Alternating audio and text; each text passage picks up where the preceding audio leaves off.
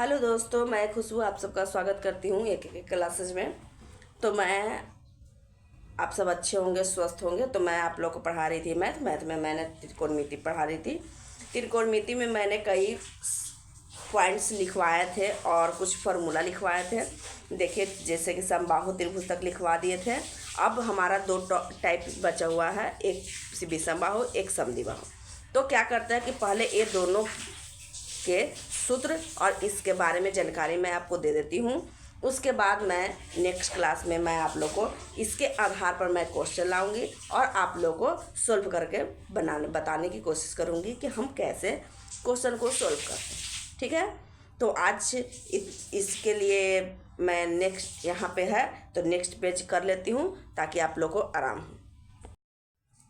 ठीक है दोस्तों, तो अब चलते हैं हम विषमबाहु त्रिभुज। क्या कि विषमबाहु त्रिभुज होता क्या है, इस पे मैं आप लोगों को कुछ क्वेश्चन दे ही देती हूँ। समबाहु त्रिभुज में जैसे मान लिया जाए कि समबाहु त्रिभुज में जैसे क्वेश्चन दिया हुआ है कि किसी समबाहु त्रिभुज का अगर मान लिया जाए कि भुजा दिया हुआ है, क्वेश्चन है किसी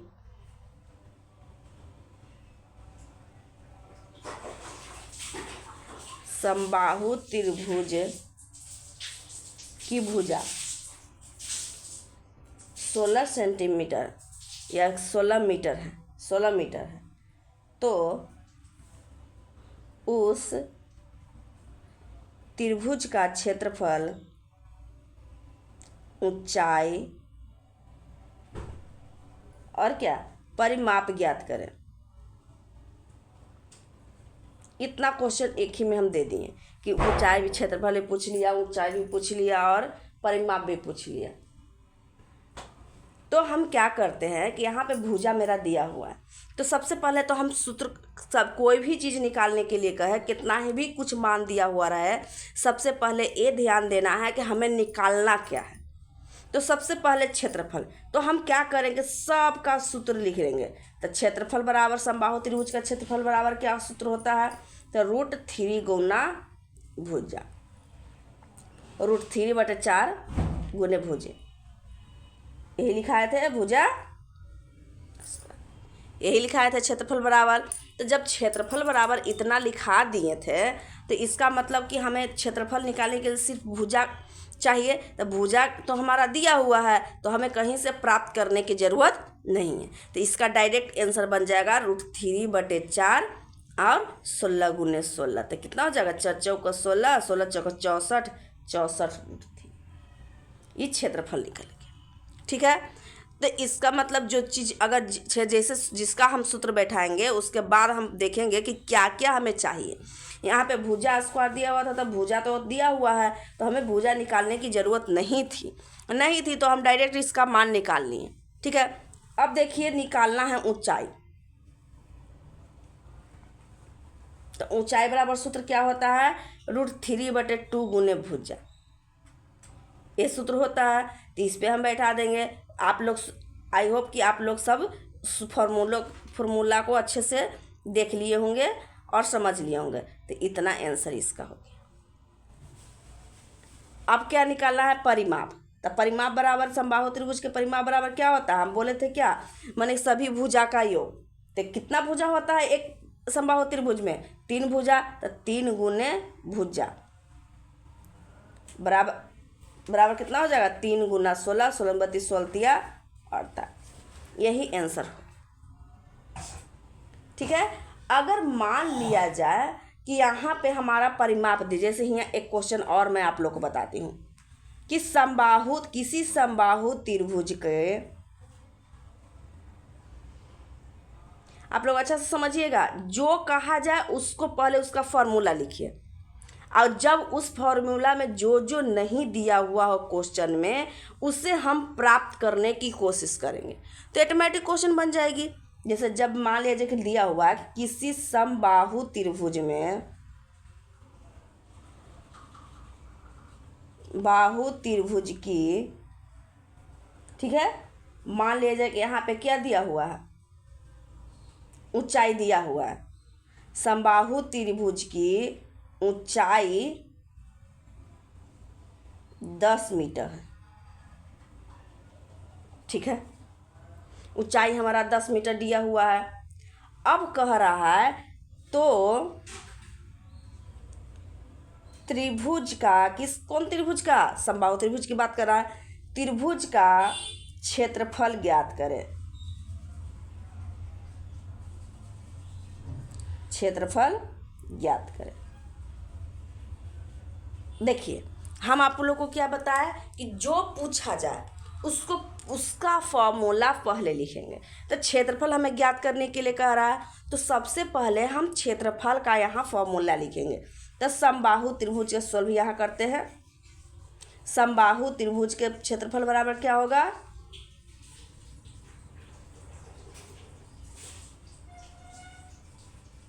क्षेत्रफल बराबर हो जाएगा क्या, यहाँ लिखा है √3/4 भुजा स्क्वायर, यहाँ हम भुजा स्क्वायर लिख देंगे। अब ये बताइए, इसका सूत्र तो यही हमें ज्ञात करना है, ये क्षेत्रफल ज्ञात करना है। यहाँ पे इसका सूत्र हो गया √3/4 भुजा स्क्वायर।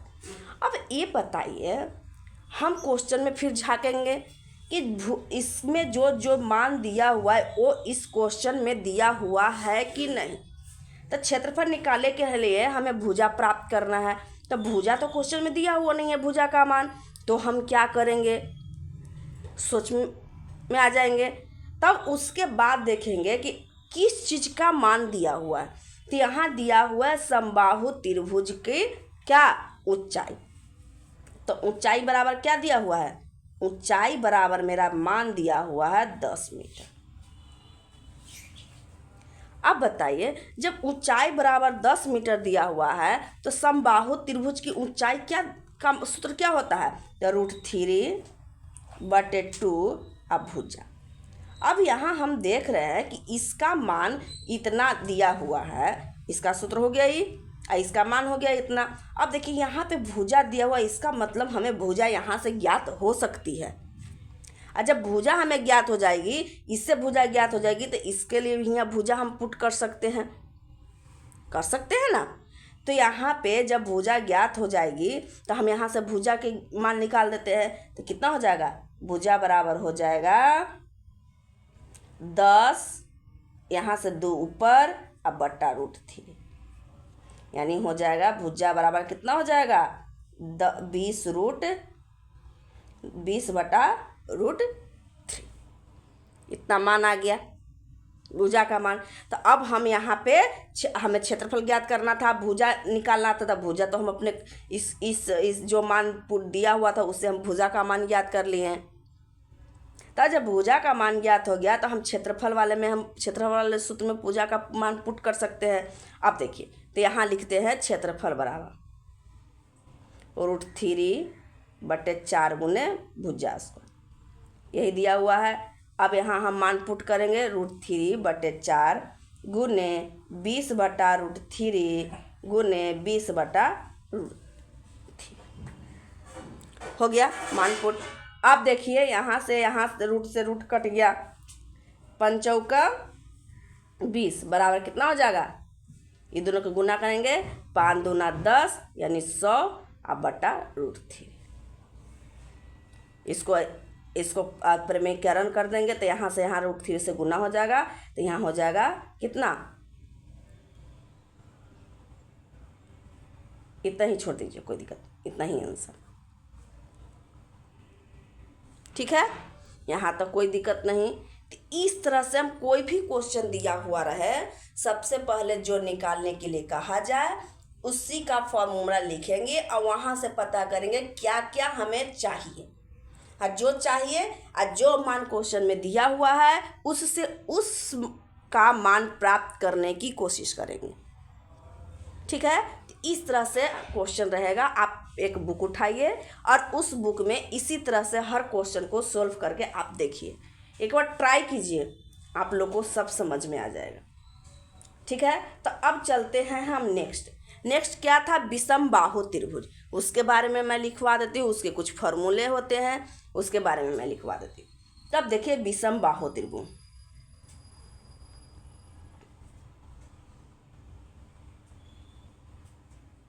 बाहु त्रिभुज,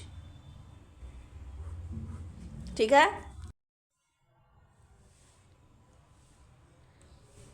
ठीक है, तो यहाँ पे आप देखिए कि किस तरह से है, और यहाँ पे मैं आप लोग को लिखा दी कि किस तरह से क्षेत्रफल 1/2 गुने आधार गुने ऊंचाई।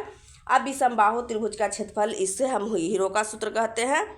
ये हम आपको बताएं कि ये हीरो का सूत्र है, जिसको हम s into S minus a into S minus b into S minus सी,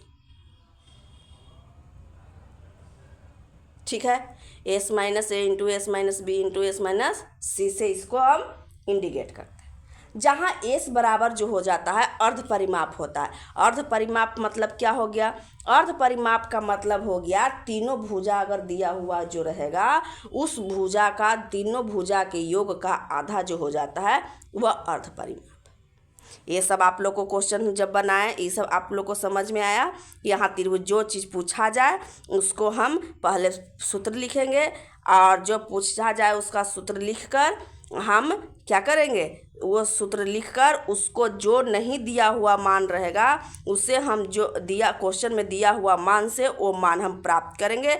जैसे यहाँ भुजा दिया हुआ था तो यहाँ ऊंचाई से हम भुजा को प्राप्त किए और उसके बाद क्षेत्रफल का मान प्राप्त कर लिए। विषमबाहु त्रिभुज में यहाँ पे त्रिभुज का क्षेत्रफल हो जाता है 1/2 गुने आधार गुने ऊंचाई, ठीक है, 1/2 गुने आधार गुने ऊंचाई।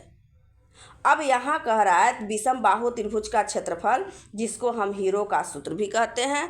यहाँ पे हो जाता है इसका सूत्र s into S minus a into S minus b into S minus c, जहाँ s जो है अर्ध परिमाप है, जिसका अर्ध परिमाप ज्ञात करने के लिए तीनों भुजा का योग का आधा करते हैं तो हमें s प्राप्त होती है। जहाँ s रहेगा अर्ध परिमाप निकाल लेंगे और वहाँ पे s का मान पुट कर देंगे, और जहाँ a b c का मान है उसका मान वहाँ लिख देंगे। अब आया यहाँ त्रिभुज के तीनों भुजमाधिका। त्रिभुज के तीनों माधिका मतलब कौन सा त्रिभुज? विषमबाहु त्रिभुज की चर्चा हो रही है। तो विषमबाहु त्रिभुज के तीनों भुजा की लंबाई x y z हो तो क्षेत्रफल बराबर हो जाता है 4/3 s into S minus X into S minus Y into S minus Z, ठीक है। अब देखिए इसको क्या करते हैं, इसको हम फिगर के माध्यम से, मैं आपको माध्यिका कैसे होता है इसको फिगर के माध्यम से हम आपको समझाने की कोशिश करती हूँ, ठीक है। तब तक मैं इस पेज को पलट लेती हूँ ताकि आगे समझा सकूँ। अब देखिए इसे दो भागों में मैं बांट लेती हूँ। अब देखिए कैसे होता है माध्यिका, ठीक है। यहाँ पे ऐसे त्रिभुज दिया हुआ है, त्रिभुज है, यहाँ पे मध्य बिंदु होगा, यहाँ से एक यहाँ आया, यहाँ से यहाँ गया, इसी बिंदु के सामने एक यहाँ आ गया यानी यहाँ आया,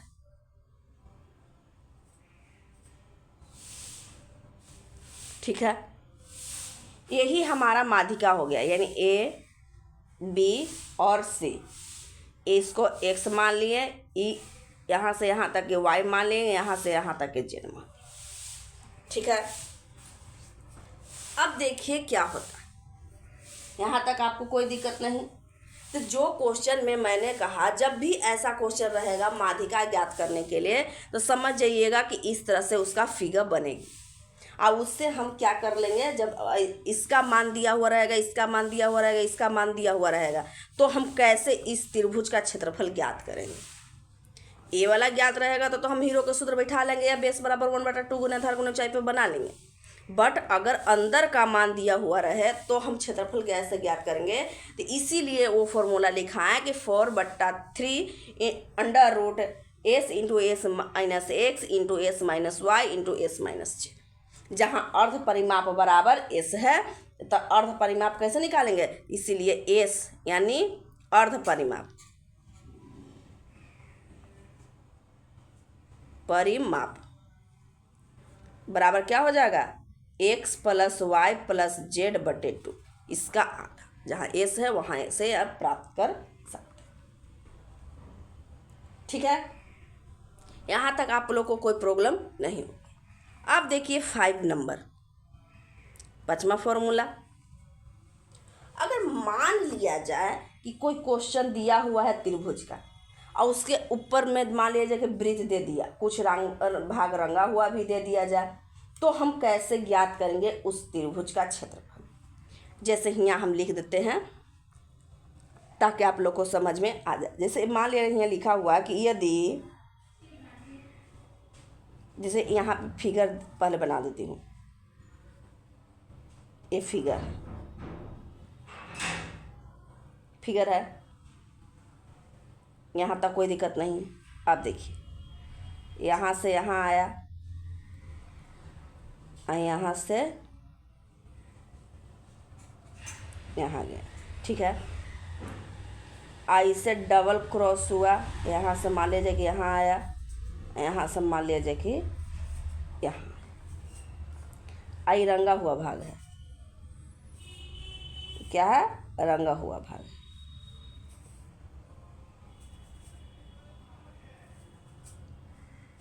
ये रंगा हुआ भाग है।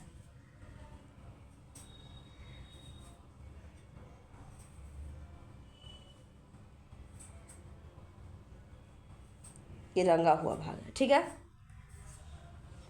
अच्छा, यह छायांकित भाग का क्षेत्रफल ज्ञात करना है, तो हम कैसे ज्ञात करेंगे। ये ए है, बी है और सी।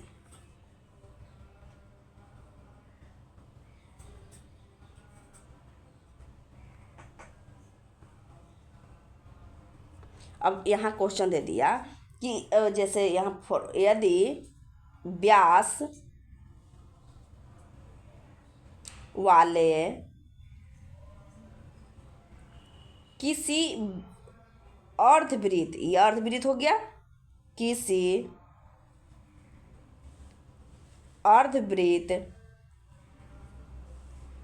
में एक त्रिभुज ABC बनाया जाए तथा त्रिभुज की छोटी भुजा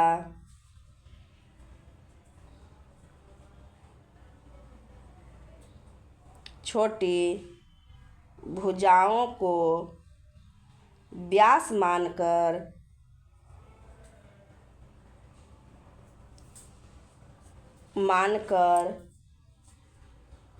ठीक है, मानकर अर्धवृत्त खींचे जाए।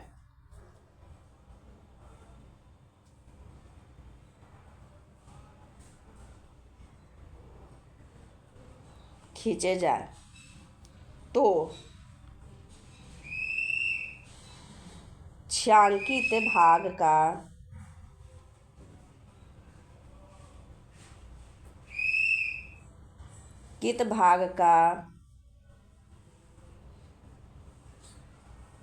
क्षेत्रफल,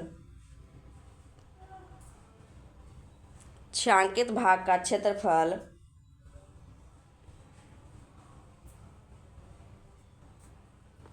त्रिभुज के क्षेत्रफल के बराबर होगा। क्या होता है, बराबर होगा। मतलब जो छायांकित भाग है तो वहाँ पे इस त्रिभुज के क्षेत्रफल के बराबर का उसका दोनों का क्षेत्रफल हो जाता है। जब इस तरह से फिगर कहे खींचने तो इसका सूत्र हो जाता है, छायांकित भाग का हो जाएगा क्या, 1/2 गुने आधार गुने ऊंचाई। अगर छायांकित भाग का अगर डायरेक्ट पूछ दे कि छायांकित भाग का क्षेत्रफल बराबर, तो छायांकित भाग का भाग बराबर का जो हो जाता है 1/2 गुने आधार गुने ऊंचाई, ठीक है। एक गो छायांकित कहेगा तो क्या करेंगे, इसको 2 से भागा दे दे। ये दोनों छायांकित भाग का हो गया, ये वाला भी और ये वाला भी, दोनों मिलाकर छायांकित भाग का क्षेत्रफल इतना, ठीक है। ठीक है, तो यहाँ तक आप लोग को समझ में आ गया होगा। अब चलते हैं नेक्स्ट समद्विबाहु त्रिभुज। समद्विबाहु त्रिभुज के बारे में उसके फॉर्मूला को लिखते हैं। क्या है, समद्विबाहु त्रिभुज।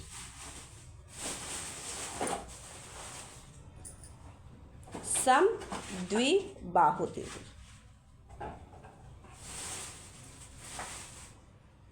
त्रिभुज, ठीक है।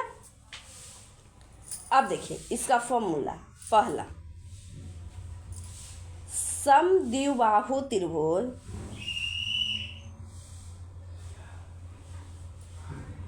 त्रिभुज का क्षेत्रफल, ठीक है, इसका क्षेत्रफल होता है b/4, ठीक है। तो यहाँ क्या लिखा हुआ है, समद्विबाहु त्रिभुज का क्षेत्रफल। समद्विबाहु त्रिभुज का क्षेत्रफल दिया है 1b/4 √4a² - bs, जहाँ a बराबर भुजा हो जाएगा। a बराबर भुजा का मतलब हो गया जिसका दोनों भुजा बराबर हो गया उसी का मान यहाँ दिया हुआ है। अब b बराबर हो गया जिसका एक अलग मान रहेगा उसका मान दिया हुआ, ठीक है। अब देखिए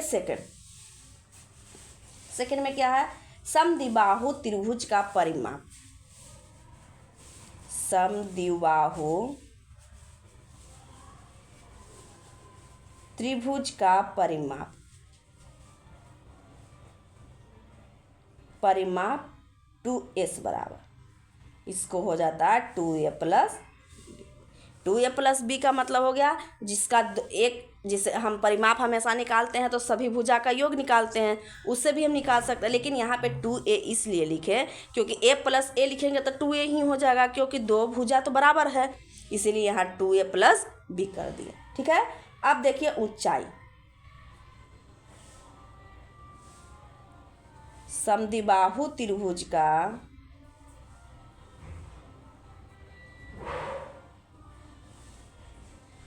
ऊंचाई बराबर 1/2 √4a² - bs। फोर्थ, क्षेत्रफल अगर मान लिया जाए कि इसी में अगर साइन थीटा कोस थीटा दे दिया तो हम कैसे ज्ञात करेंगे। अगर मान लिया जाए कि दो कोण है, उसका कोण जैसे समद्विबाहु त्रिभुज यहाँ दे दिया, यहाँ समद्विबाहु त्रिभुज मान लिया जाए कि ई भुजा और ए भुजा बराबर है, मान लिया जाए, तो कह रहा है कि दो मान दो हो और एक कोण का मान दे दिया, जैसे ई कोण का मान दे दिया 60 डिग्री, तो हम कैसे मान क्षेत्रफल निकालेंगे। जब दोनों का मान तीनों का रहता तो हम क्षेत्रफल ज्ञात कर सकते थे, क्योंकि ई दोनों का मान, तो एक का मान दिया हुआ है तो इसका मतलब इसका मान दिया हुआ, तो इसका मान के बराबर होगा, इसका मान दिया हुआ है नहीं है, और एक कोण का मान दे दिया, तो हम कैसे क्षेत्रफल निकालेंगे। इसका सूत्र होता है क्षेत्रफल बराबर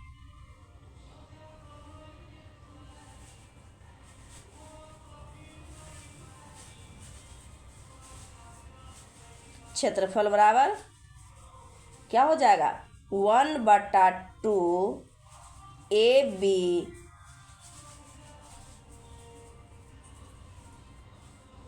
एक मिनट,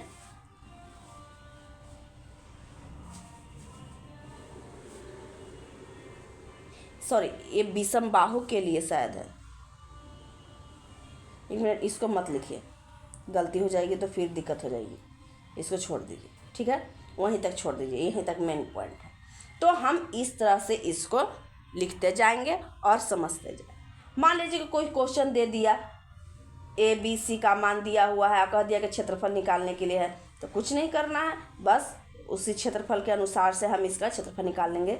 या अगर ए का मान दिया हुआ रहेगा 3 सेंटीमीटर, तब निश्चित है कि एक दूसरे का भी मान एक हो जाएगा 3 सेंटीमीटर, एक विषम बाहु रह जाएगा, समद्विबाहु ना है तो एक विषम भुजा हो जाएगी। समद्विबाहु में अगर एक कोण का मान दिया हुआ है, अगर समद्विबाहु है त्रिभुज, अगर दो कोण का मान दिया हुआ तो एक मान तो ऑटोमेटिक निकल जाएगी, क्योंकि उसके बराबर उसकी भुजा हो जाती है। इसको मत लिखिए, ठीक है। तो इस तरह से हम इसको लिखेंगे। अब कल मैं इस पे देखूंगी तो कुछ क्वेश्चन मैं लाऊंगी और आप लोग को बताने की कोशिश करूंगी कि हम क्वेश्चन को कैसे सोल्व करते हैं, ठीक है। उसके बाद मैं कोण के आधार पर त्रिभुज कोण के आधार पर मैं बताऊंगी कि त्रिभुज के कोण के आधार पर कितने प्रकार के होते हैं, ठीक है। तो आज के लिए इतना ही, फिर मिलते हैं नेक्स्ट क्लास में। अगर वीडियो अच्छा लगे तो लाइक कीजिए, सब्सक्राइब कीजिए, ताकि हमें भी आगे अच्छा करने की हमें प्रेरणा मिले। धन्यवाद।